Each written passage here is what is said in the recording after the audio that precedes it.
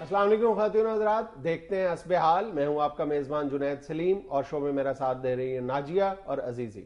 یار جنید یہ جو کل کراچی اتنا خوفناک واقعہ ہوا ہے، اوئے ہوئے ہوئے ہوئے ہوئے، میں تو حیران ہو گیا ہوں کہ دیکھو ادھر بڑا کنجسٹڈ سا علاقہ تھا، وہ عوام اتنی ادھر، اور پھر آفس میں بھی بندے بے شمار.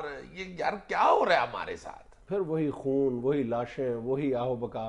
میرا مطلب ہے کہ آپ مسلسل اس پچھلے 1-1.5 سال کے عمل پر غور کر کے دیکھو تو یوں لگتا ہے کہ باقاعدہ دہشت گرد ہمارے ساتھ ایک نفسیاتی کھیل کھیل رہے ہیں.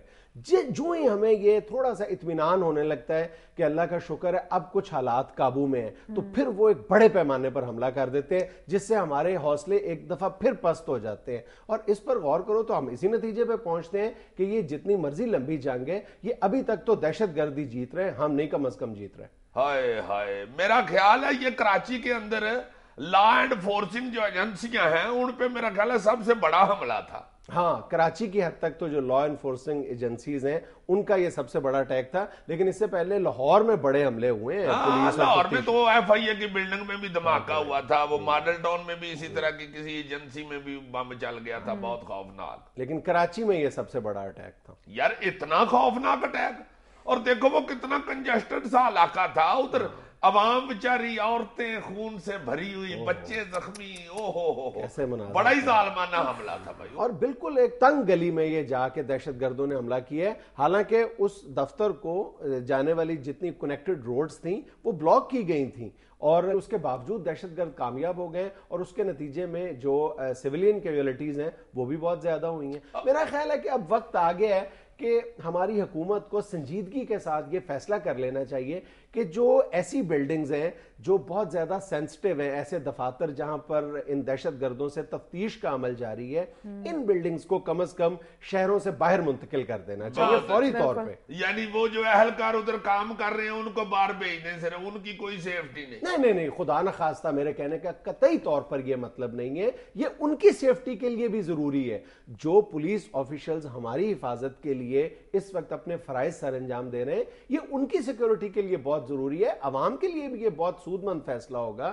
دیکھو جہاں پر بھی کنجسٹڈ علاقے ہیں وہاں پر سیکیورٹی ارینجمنٹس کرنا، خاص طور پر جو خود کش حملہ آور ہیں ان کو دور رکھنا تقریباً ناممکن ہو جاتا ہے. لیکن کھلی جگہوں پہ اس طرح کے ارینجمنٹس کرنا بہت زیادہ آسان ہے. یار ویسے یہ بات تمہاری ٹھیک ہے، اس طرح کے کنجسٹڈ علاقوں میں جو دفتر بنے ہوئے ہیں وہ بیچارے اگر کوئی بند کرتے ہیں سڑک کو یا سیکورٹی کے لیے بیریئر وغیرہ لگاتے ہیں تو ادھر کی رہنے والی عوام ان کو کوس رہی ہوتی ہے، بات دعائیں دے رہی ہوتی ہے کہ یار انہوں نے ہمارا راستہ ہی بند کر دیا، اوپر سے جانا پڑتا ہے یا ادھر چیکنگ کرانی پڑتی ہے. عام بندہ بھی جو ادھر رہتا ہے اس نے پھر چیکنگ کے بغیر تو نہیں نہ جانا. یہ واقعی اگر کھلے علاقوں میں چلا جائے تو وہ جتنے مرضی بیریئر لگائیں دفتروں والے چیکنگ کے لیے، جو ضروری بھی ہے ان کے لیے، بالکل، اور بے شک وہ سڑک بند کر لیں، وہ عام بندے کو ادھر جانے نہ دیں. اور سر شہر کے اندر روڈز بلاک کرنے سے عوام اور پولیس کے درمیان فاصلے بھی بڑھتے ہیں. ہاں، وہ بے شک پولیس کے دفتر کی روڈ بند کی ہو یا کوئی بڑا بندہ سیاستدان روڈ بند کر کے بیٹھا ہو گھر میں، لوگ بہت زیادہ غصے میں ہوتے ہیں اس علاقے میں. اور کراچی کی حد تک تو دہشت گردوں نے ایک دفعہ پھر یہ ثابت کر دیا ہے کہ خواہ آپ کتنی مرضی بلند فصیلیں اپنے گرد کھڑی کر لیں، ہم جس جگہ کو چاہتے ہیں اس جگہ کو ہم ٹارگٹ کر لیتے ہیں. اب یہ جو جہاں پہ کل حملہ ہوا ہے یہ جگہ صرف چیف منسٹر ہاؤس سے 1 فرلانگ کے فاصلے پہ واقع ہے.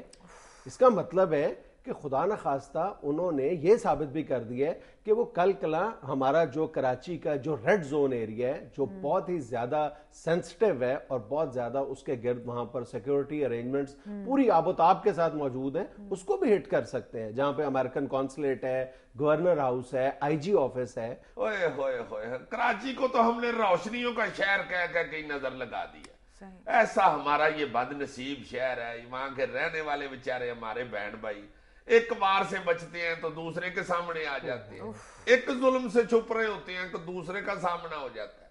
دیکھو تم یار کئی سالوں سے وہاں پہ ختم ہی نہیں ہو رہی ہے ظلم. اور ستم یہ کہ تم ذرا حکمرانوں کے رویے پر نظر ڈال کے دیکھو, وہی روایتی قسم کی بے حسی, دوغلاپن, منافقت اور سیاسی شعبدہ بازی نظر آتی ہے. یار سیاستدان تو اب بچوں کو یاد ہو گئے ہیں, طوطے بن گئے ہوئے ہیں, یہ سیاسی طوطے ہیں, ایک ہی بات رٹی ہوئی ہے, ٹان ٹان ٹان کرتے جاتے ہیں.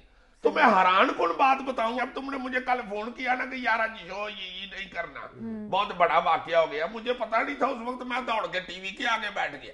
میرا سب سے چھوٹا کاکا جو 5ویں کلاس میں پڑھتا ہے نا, اس نے کہنا شروع کر دیا پاپا دھماکہ ہو گیا, اب خبر آئے گی فلاں فلاں فلاں فلاں بندے نے اس دھماکے کی مذمت کی, پھر خبر آئے گی ہم دہشت گردوں کو کامیاب نہیں ہونے دیں گے, رحمان ملک, پھر خبر آئے گی ٹھوس شواہد مل گئے ہیں, ملزموں کو جلد کیفر کردار تک پہنچائیں گے ذوالفقار مرزا, اس کے بعد خبر آئے گی خودکش حملہ آور کا سر مل گیا, جلد گرفتار کریں گے آئی جی سندھ. وہی بقول شاعر, ہر ایک کام سلیقے سے بانٹ رکھا ہے, یہ لوگ آگ لگائیں گے یہ ہوا دیں گے.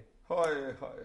اور پچھلے کچھ عرصے سے دیکھو کہ تم رحمان ملک صاحب کا ہر ایسے سانے یا دھماکے کے بعد جو بیان آتا ہے, یا جو بھی ان کی انویسٹیگیشن, جو پریلیمنری انویسٹیگیشن ہے, وہ 1 یا 2 دن کے بعد ریفیوٹ ہو جاتی ہے. اور اس معاملے میں بھی دیکھو کہ پہلے دن پوری شد و مت کے ساتھ یہ بیان دیتے رہے ہیں سارے پولیس آفیشلز اور سرکاری اہلکار جو ہیں کہ جناب علی اس دھماکے کے پیچھے تحریک طالبان ہے, انہوں نے ذمہ داری قبول کر لی ہے, اور کچھ گرفتاریاں بھی ہو گئی ہیں بہت حد تک ایک دن میں, چند گھنٹوں کے بعد. اور اگلے دن ہی رحمان ملک صاحب کس قدر اعتماد اور یقین کے ساتھ فرما رہے ہیں کہ نہیں نہیں یہ تحریک طالبان نہیں ہے, اس کے پیچھے تو لشکر جھنگوی ہے.